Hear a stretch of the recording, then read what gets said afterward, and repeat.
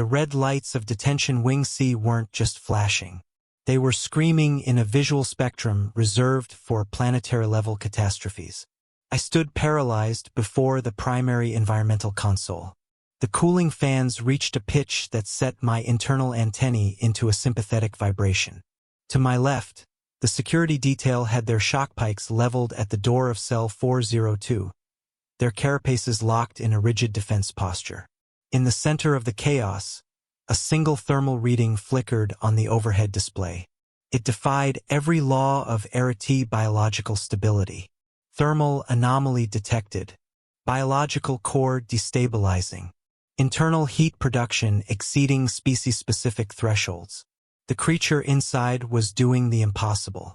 He was vibrating. Why does a species shiver at a temperature that is comfortable for every other known organism? I asked that question on day 3. The answer restructured our entire thermal management protocol. 3 days before the sirens, the silence was absolute. Ren Calloway sat on the edge of his cot. His presence in our facility was a statistical anomaly we had yet to fully categorize. He was a mechanic, captured while his hands were still coated in the thick, viscous oils of a sublight freighter. He had come quietly. His gaze was more focused on the ceiling vents than the shock pikes. It was then that I noticed the shoulder shiver. It was a rhythmic, subtle biological tremor that rippled through his upper torso. In any other species, that movement would signal the onset of a total organ shutdown. My scanner noted the movement with clinical detachment. External temperature, 22.4 degrees Celsius. Optimal. Subject status, tremoring.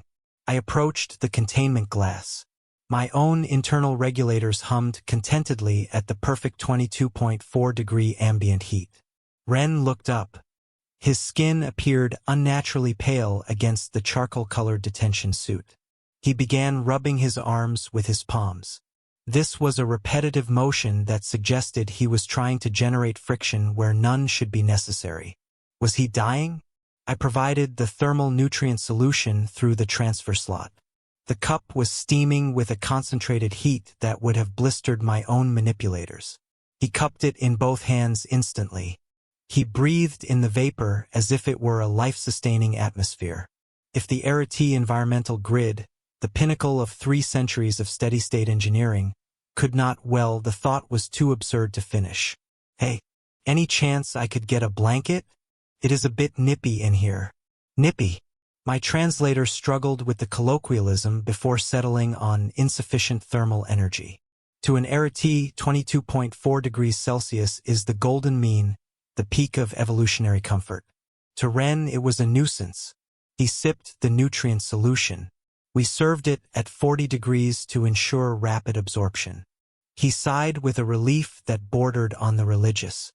And yet, he remained unsatisfied. He told me that his shop back home reached 45 degrees in the summer. I felt my primary heart skip a beat. 45 degrees is the temperature at which Arati cellular walls begin to liquefy. He spoke of it like a minor scheduling conflict. Then he mentioned the winters. -20, -30. He shrugged as if these were merely different flavors of air.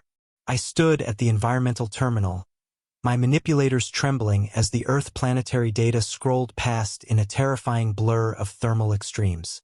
The numbers didn't just challenge Arati engineering. They insulted the very concept of biological stability. Supervisor, I have run the planetary analysis 3 times, and the data remains consistent and terrifying. I reported over the emergency channel.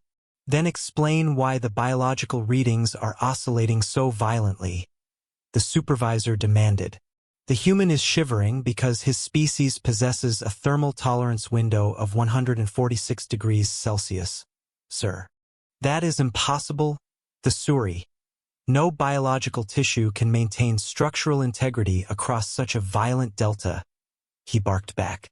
Earth does not care about our definitions of possibility, and the math suggested a survivability window that essentially. I stopped as a new alert flashed. Critical. Environmental deterrence negated. Biological range exceeds containment capacity by 2,800%. The realization hit my processors with the weight of a collapsing star. He was cold. The red alarms of Wing C finally made sense. They weren't triggered by a containment breach, but by the station's central computer attempting to reconcile a comfort request with what it perceived as a lethal environment. We had assumed the human's vibrations were a death rattle, but they were just a biological thermostat adjustment. Stand down, everyone, before we cause a diplomatic incident over a lack of wool. I shouted to the guards. Is he not in terminal shock? The lead guard asked. He is not in shock, officer. He is just waiting for a sweater. I opened the transfer slot with a heavy thud. I didn't bring a shock baton this time. I brought 2 thick, insulated cargo blankets and a fresh cup of the thermal solution. Ren took the cup immediately. This was the hand cupping. He used the steaming vessel as a kinetic heat anchor, pressing his palms against the ceramic as if trying to merge with the warmth.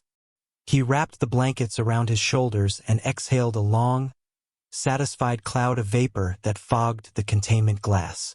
Am I in trouble? He asked, glancing at the retreating guard detail. Everyone seems a bit tense. You are not in trouble, Ren Calloway, but our detention doctrine has effectively ceased to exist. Oh, well, cheers for the blankets. They're much better.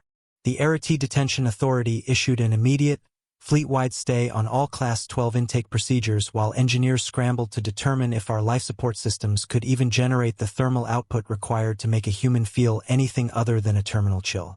Ren was moved to the diplomatic suite within the hour. It was the only room on the station with a dedicated fusion heater capable of exceeding 30 degrees. Echo object. The cup. It sat on the suite's table, a small ceramic monument to the man who broke our station with a request for warmth. His final request sat in my log like a ticking bomb. He didn't ask for a lawyer or a release date. He just looked at me with those strange, adaptive eyes and made a simple suggestion. Hey, when you get a second, do you think we could bump the heat up just a couple more degrees?